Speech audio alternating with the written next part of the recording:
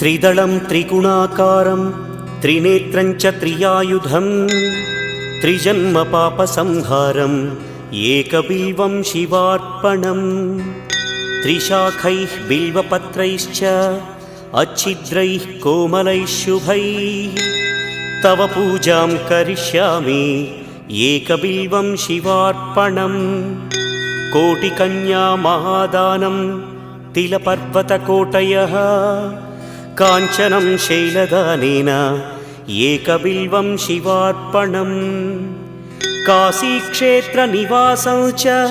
कालभैरवदर्शनं प्रयागे माधवं दृष्ट्वा एकबिल्वं शिवार्पणम् इन्दुवारे व्रतं स्थित्वा निराहारो महेश्वर नक्तं हौष्यामि देवेश एकबिल्वम्